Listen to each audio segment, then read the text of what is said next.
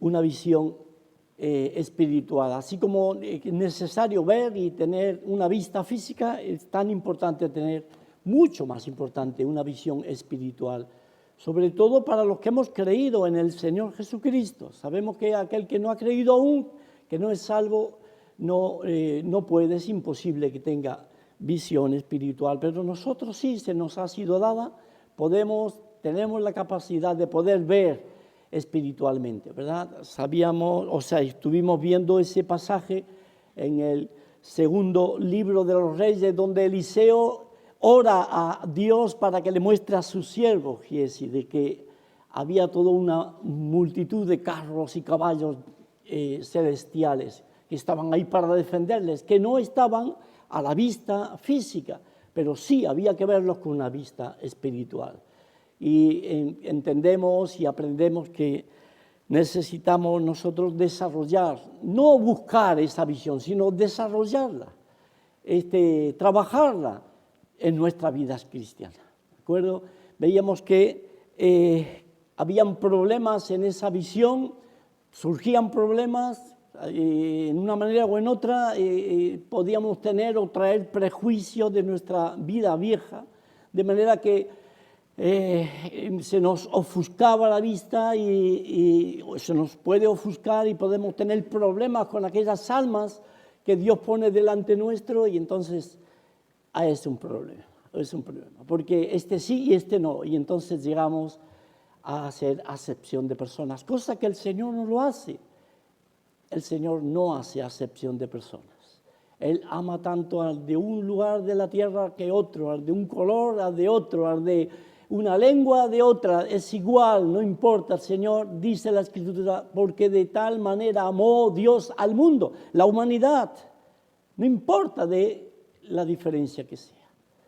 Pero nosotros podemos venir a la fe en el Señor Jesucristo trayendo prejuicios, y a la hora de mirar a las almas, ver a las almas, esos prejuicios pueden estar delante nuestro como un impedimento y no nos dan libertad, ¿verdad? Por otro lado, veíamos una visión enfocada. Necesitamos enfocar la visión hacia las almas y ver dos cosas importantísimas. ¿Os acordáis que veíamos como Pablo, cuando se le da aquella visión de noche en Troas, y aparece un varón macedonio clamando: pasa a Macedonia y ayúdanos? Y decíamos, qué importante es ver primeramente al hombre de carne y hueso como ser humano, como creación de Dios. No estar tanto con nuestras cabezas, nuestras fuerzas en cosas que nos pueden dispersar, nos pueden distraer, sino enfocar nuestra visión en el hombre de carne y hueso, en la mujer, por supuesto, estamos hablando de manera genérica. Pero al hombre, y en segundo lugar al hombre con su necesidad, al hombre clamando, al hombre pidiendo socorro. Están alrededor nuestro por todas partes. Quizás estén callados, quizás no den apariencia de tener ningún problema, quizás se partan de la risa todo el tiempo, tú los ves reírse, felices, pero por dentro están con una tragedia. Y nosotros tenemos que ver esa necesidad de esa alma, sabiendo que están precisando escuchar el Evangelio y ser salvos y tener la paz con Dios, la paz con los hombres. De hecho, Pablo dice, en el momento, Lucas es el que escribe, del momento en que se le mostró esta visión, pues entendimos que debíamos de pasar a Macedonia para llevarles el Evangelio. Y veíamos también la necesidad de tener un enfoque, no tener prejuicio, y por último, renovar esa visión. La visión se cansa, vienen las cataratas, decíamos, ¿se acuerdan? Las cataratas que ponen como una tela delante por el desánimo, el cansancio, el estar mucho tiempo trabajando, la visión. precisamente trabajando y esforzándose en esa visión. Y pueden venir esas cataratas. Y entonces necesitamos renovar esa visión para ver de nuevo, ver con claridad, como cuando le sacan las cataratas a una persona afectada y comienza a ver de nuevo y con ojos como de niño. Pues así también necesitamos, ¿verdad? Nosotros. Lo que vamos a ver en la mañana de hoy, hermano, es lo que realmente estamos necesitando y trabajar continuamente. Y es la visión espiritual. Y vamos a ver varios casos en los cuales hay una visión espiritual y nosotros necesitamos aprender de estos personajes. Por supuesto que el primero que vamos a hablar es el mismo Señor Jesucristo, es el que tiene la visión perfecta hacia las almas. Y Él nos ama a las almas entrañablemente, con tanto amor que llegó a dar su vida personal en la cruz para que pudiéramos ser salvos. Verá linaje, dice el profeta Isaías. Y en Hebreos, por el gozo puesto delante de él lo vio y él pasó la cruz, sufrió el oprobio de los hombres hacia su persona. Así que vamos a ver primeramente entonces al Señor Jesucristo en el Evangelio de Mateo. Si queréis leer conmigo, abrir ahí, Mateo en el capítulo 9, encontramos esta historia, este relato de Mateo, que aparece también en otros evangelios, pero en el 9, versículo 35, dice la palabra del Señor: recorría Jesús todas las ciudades y aldeas, enseñando, Mateo 9:35, ¿vale? 9:35. Enseñando en las sinagogas de ellos y predicando el evangelio del reino y sanando toda enfermedad y toda dolencia en el pueblo. Y dice la palabra del Señor, y al ver las multitudes, tuvo compasión de ellas, porque estaban desamparadas y dispersas como ovejas que no tienen pastor. Entonces encontramos esta primera lección del mismo Señor Jesucristo, quien en esa situación, viendo esas multitudes, viendo la necesidad, y esta es la primera cosa que vamos a ver en esta mañana, en cuanto a esta visión espiritual, la necesidad de las almas. El Señor Jesucristo vio esa necesidad. ¿Necesidad de qué? Pues de entender el Evangelio, de escuchar la buena noticia de que hay salvación por medio del Mesías Jesús. Esa es la necesidad más grande de cualquier persona en este mundo. Y viendo la necesidad de ellos, viendo a esas multitudes con su necesidad, por supuesto, tuvo compasión de ellas. Hermanos queridos, necesitamos ponernos, si pudiéramos en esa manera, espiritualmente hablando, ponernos los ojos del Señor y mirar con los ojos que Él mira a las almas. Sin duda que va a venir compasión en nuestras vidas. Va a venir ternura, va a venir dedicación, va a venir comprensión, paciencia. Van a venir todas las cosas que necesitamos para atender a esas almas. Humanamente es muy, muy duro, porque a veces nos pueden despreciar, nos pueden tratar con indiferencia, nos pueden, incluso violentarnos.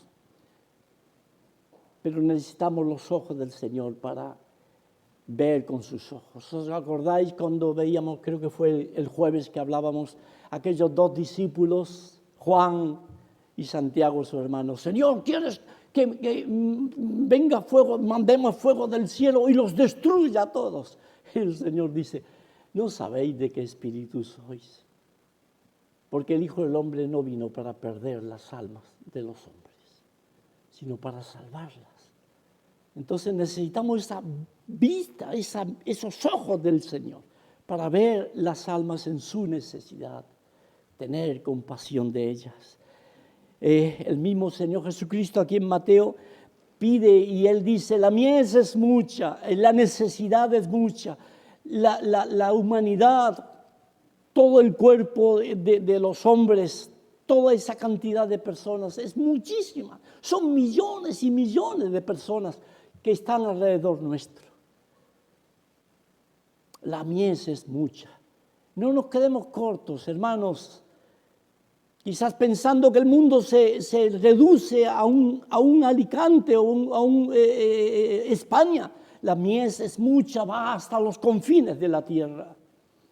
Por eso el mandato del Señor es ir por todo el mundo y predicar el Evangelio a toda criatura. La mies es mucha, más los obreros son pocos. Es decir, aquellos hijos de Dios que con los ojos de Cristo tienen compasión de las almas y salen, no importa dónde el Señor diga, pues salen para dar el Evangelio. La mies es mucha, más los obreros pocos. Rogad, pues, al Señor de la mies que envíe obreros a su mies.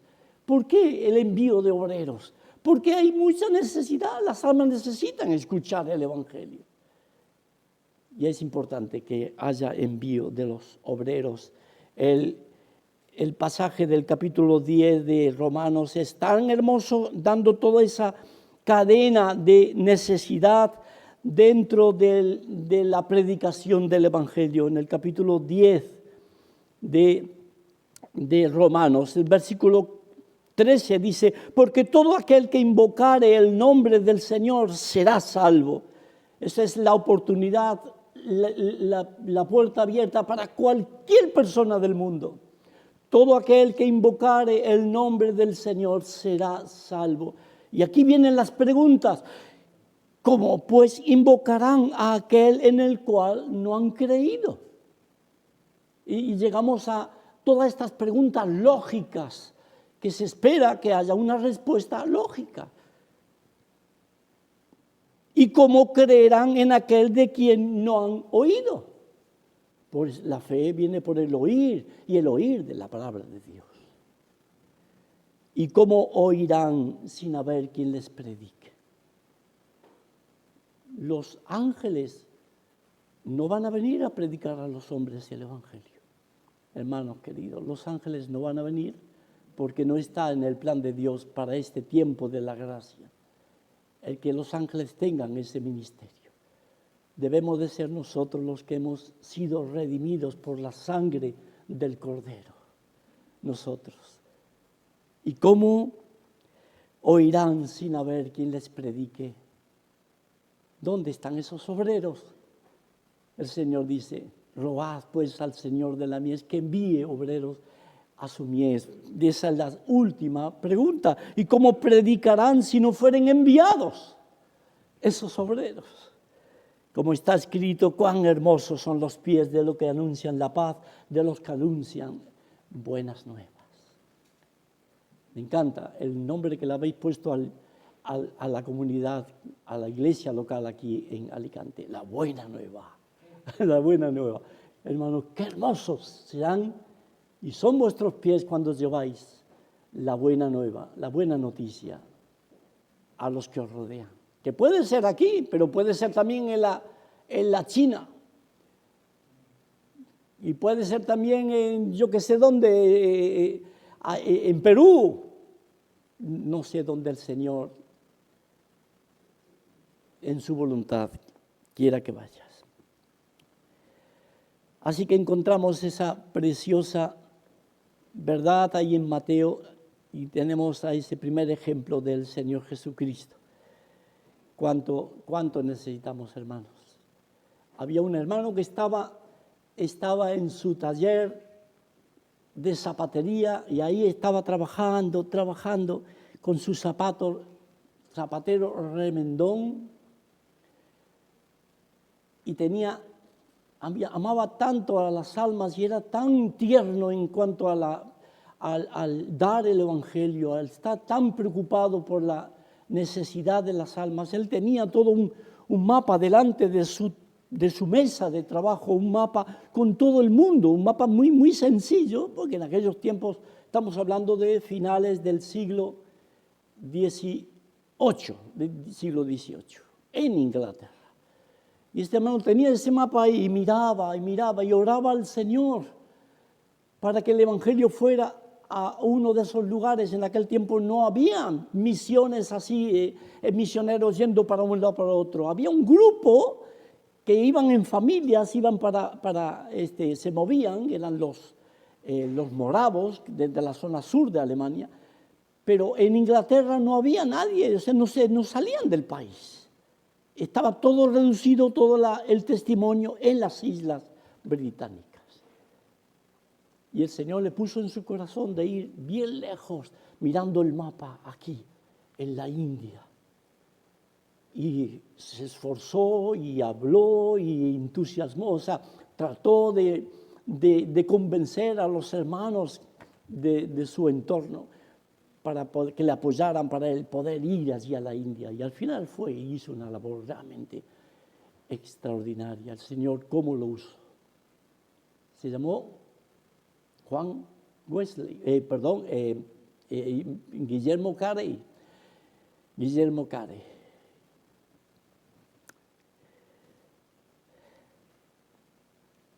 Ese es el primer ejemplo, hermanos, que tenemos, cuánto podemos aprender en esta mañana. Pero seguimos adelante. Cuando llegamos al libro de los Hechos que decíamos, y habéis estado estudiando y mirando por semanas, según me dijo el hermano, de esos viajes misioneros de un lado para otro, sin duda que habéis llegado a este momento histórico narrado por Lucas, pero en el capítulo 17 del libro de los Hechos, donde vemos todo ese movimiento del apóstol Pablo con el equipo misionero, ¿verdad? Llegamos al capítulo 17 y a partir del versículo 15 vamos a estar leyendo ahí, ¿vale? Dice, y los que se habían encargado de conducir a Pablo les llevaron a Atenas y habiendo recibido orden para Silas y Timoteo de que viniesen a él lo más pronto que pudiesen, salieron. Mientras Pablo los esperaba en Atenas, su espíritu se enardecía viendo la ciudad entregada a la idolatría. Así que discutía en la sinagoga con los judíos y piadosos y en la plaza cada día con los que concurrían. Y ahí después vamos a ver que hay un fruto en cuanto a ese testimonio. Y como un regalo del Señor, como un fruto del Señor en base a la visión que Pablo tenía en aquel lugar. Y realmente un premio en base a su mirada, ¿verdad? Mientras Pablo los esperaba, dice la palabra del Señor, su espíritu se enardecía, viendo la ciudad entregada a la idolatría. Lo que tenemos aquí delante es nuestra necesidad de una visión espiritual, viendo el estado de las almas. En el primer asunto que estuvimos tratando, veíamos la necesidad de acuerdo a cómo el Señor nos enseña en el Evangelio. Pero aquí estamos viendo lo que es ver con ojos espirituales el estado de las almas. Y va bien de la mano el ver la necesidad del Evangelio con la necesidad con ver el estado de esa alma. No es muy difícil llegar a concluir con la necesidad de esa alma si no vemos esa alma en su estado de esa necesidad, de cambiar el estado espiritual en que está. Y aquí encontramos esa preciosa enseñanza y ejemplo del apóstol Pablo. Mientras esperaba, tuvo la oportunidad de mirar y observar. De hecho, había observado más adelante, hablando con los inteligentes de la ciudad, había observado cómo había todo un camino de ídolos, y cada uno pues orando y adorando a su Dios. Había observado todo ese mundo idólatra de Atenas y su corazón empezó a enardecerse. Comenzó a moverse, sus entrañas se movieron por dentro. Veía a esas almas cautivas de la idolatría, cautivas de esos caminos tan vanos, tan torpes. Y nos debe a nosotros, hermanos, nos debe de enardecer nuestro corazón, viendo el estado de aquellos que nos rodean, que no solamente porque ya veíamos, no me acuerdo dónde fue que lo dije, si en Elche, aquí, en el domingo, el jueves, no recuerdo, pero idolatría es todo aquello que está fuera de la adoración de nuestro bendito Dios.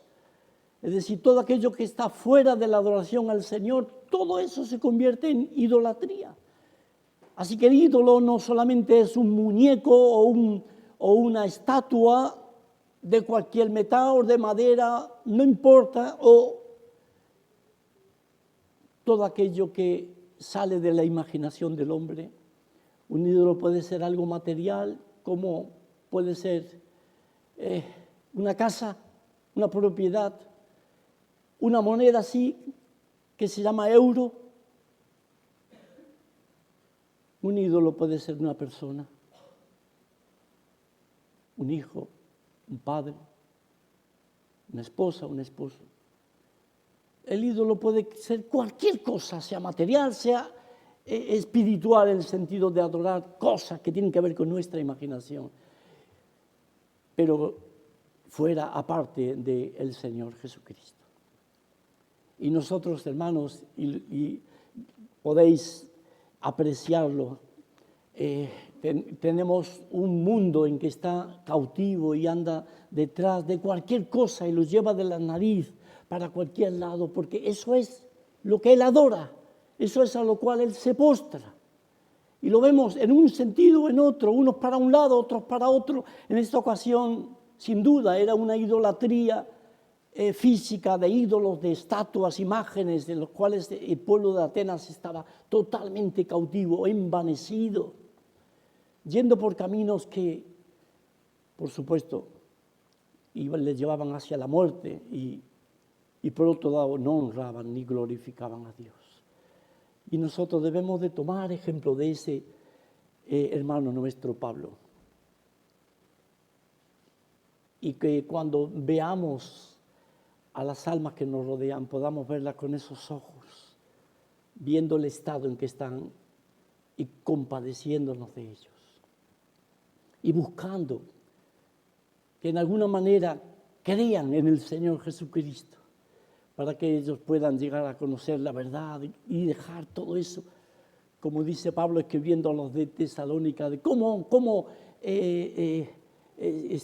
saliste y cómo dejaste los ídolos para servir al Dios vivo y verdadero.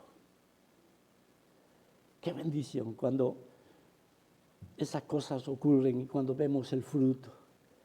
Y personas que han pasado de muerte a vida y han dejado la idolatría. Recuerdo a una hermana que fue salva por mi suegra, la mamá de mi esposa.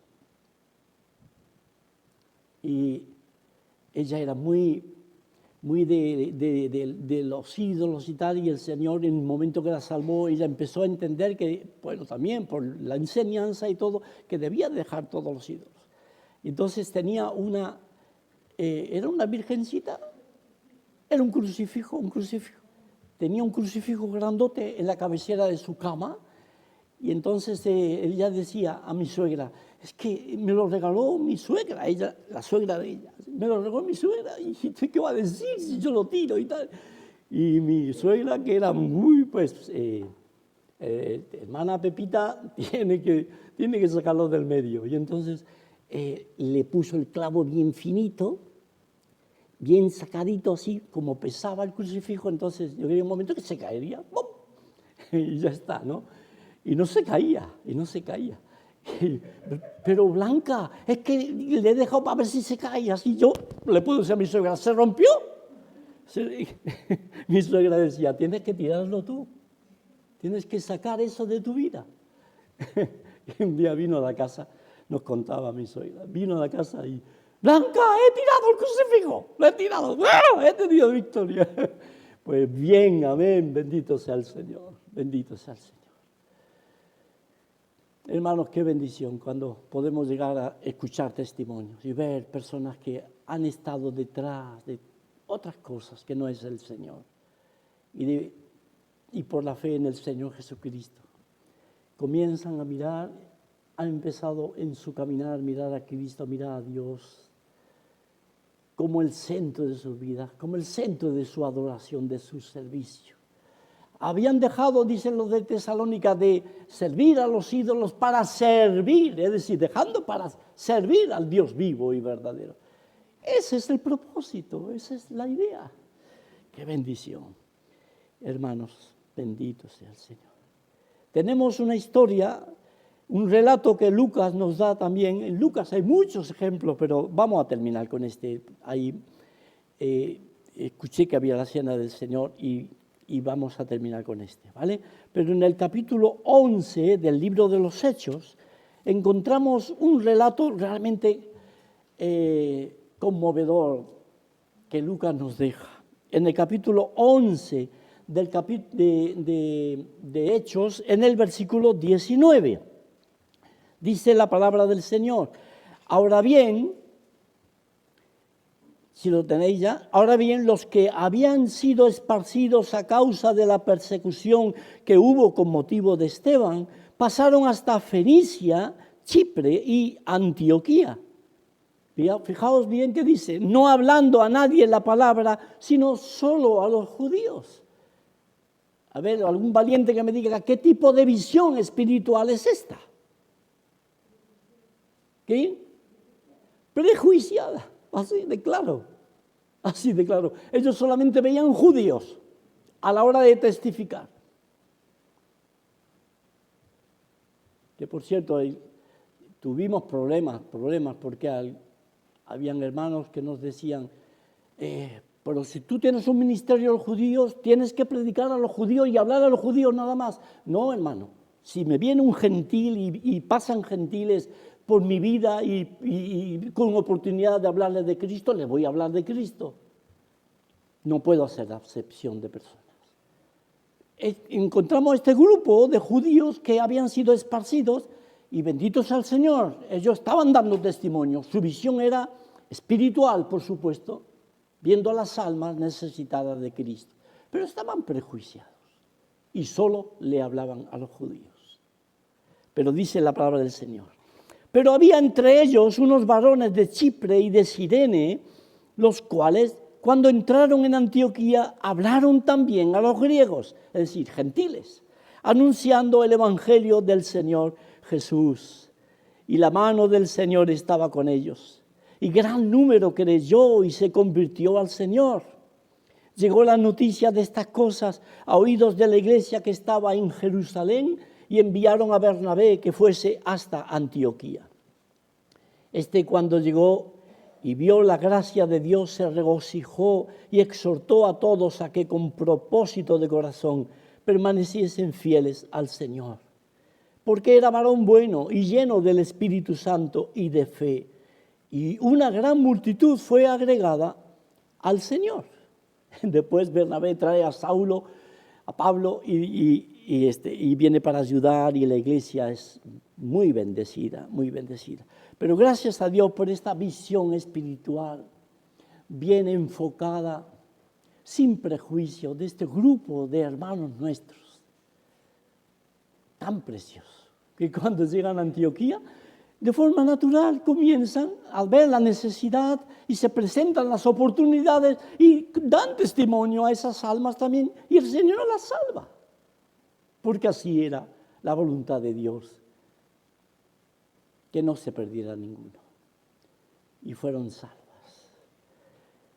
Lo que me gustaría hacer énfasis en el hecho de que Aquí en este grupo de judíos no aparecen nombres por ningún lado, no está ni Pablo, ni Lucas, ni Bernabé. Bernabé lo vemos ahora, más adelante, pero no vemos a ningún apóstol, no vemos nombres de discípulos. Son anónimos, como decía alguien hoy aquí, creo que el hermano en Hechos de los Apóstoles. Hermanos anónimos, que tenían visión espiritual, pudieron ver a esas almas necesitadas de Cristo. Y hermanos, qué gran lección para todos nosotros. Esto es visión espiritual correcta, bien aplicada. Ay, pues, hermanos, yo pensé que los que podían dar el Evangelio o los que podían hablar eran los que habían estudiado Biblia, los que habían estudiado en un centro bíblico, los que eran pastores o eran misioneros. No, ¿quién dijo eso? Cada uno de los que hemos creído en el Señor Jesucristo.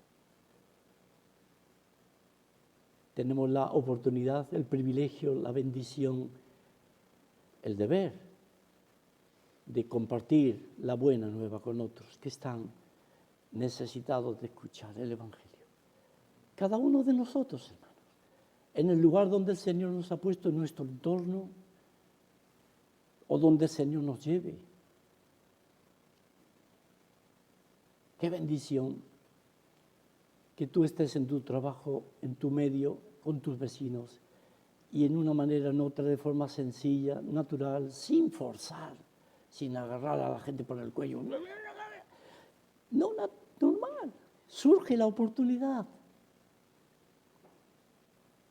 Esta mañana escuchábamos en la escuela dominical el hecho de que de una manera natural, sin forzar, se presentó la oportunidad de dar testimonio de parte de Pablo. Lo da en el barco y lo da ahí en la isla, con Publio, con su padre y con la gente él no lo buscó, él era un prisionero. Pero se presentó la oportunidad y él compartió lo que el Señor le había dado para dar a esa gente necesitada. Y así debe ser con nosotros, hermanos. No te veas como alguien sin importancia, insignificante. Pues sí, somos insignificantes a los ojos del mundo, pero el Señor te puede usar a ti y a mí en cualquier lugar, en cualquier momento, de forma tan preciosa. Con alguien que está ahí, que se presenta y el Señor te lo pone delante y hablarle del Señor Jesucristo en toda esa puerta abierta que el Señor pueda poner. Y cuánta bendición, hermanos. Fulano de tal. ¿Y quién es fulano? Pues este es un compañero mío de trabajo que le he hablado por tiempo. Y esta semana pasada oramos juntos, él ha aceptado a Cristo. ¡Wow! ¡Qué bendición! Bendito sea. ¿Cómo se llama? Fernando. Pasa, Fernando. Congrégate con nuestra iglesia. ¡Qué bendición, hermanos! Había una hermana hace años en Uruguay, donde mi esposo y yo nos casamos. En aquel tiempo ya partió con el Señor, ¿verdad? Y justamente se llamaba Pepita también. Y esta hermana era enfermera. Y alguien dijo al pastor: Óscar, qué bendición, cómo Dios le usa, qué bendición, qué evangelista, cómo evangeliza. Y dice, era un italiano de aquellos bien. Aquí hay una hermana que es una bendición, no me mires a mí, mira a esa hermana, enfermera, y cada 2 por 3 trayendo a gente que había estado en el hospital o alguna enfermera compañera del hospital, siempre evangelizando, siempre hablando a las personas. Esa es una evangelista preciosa, no de verdad, sino a quien tienes que mirar antes que a mí. Eso dijo el pastor aquel que estaba poniendo sus ojos en él. Hermanos, qué bueno que cada uno de nosotros podamos ser usados por el Señor. Somos esparcidos, nos viene el virus, ocurre la otra cosa, lo demás allá, nuestras circunstancias cambian y en lugar de ir para allá tenemos que ir para el otro lado y resulta que aquí se presenta la oportunidad de hablarle a alguien de Cristo. Pues hablemosle. Yo, la verdad, me da tanta tristeza, me quedo como mal, me quedo mal cuando he tenido o he visto la oportunidad y la he desaprovechado. Después he recordado y dicho, Señor, pero ¿por qué no aproveché? ¿Por qué no le hablé?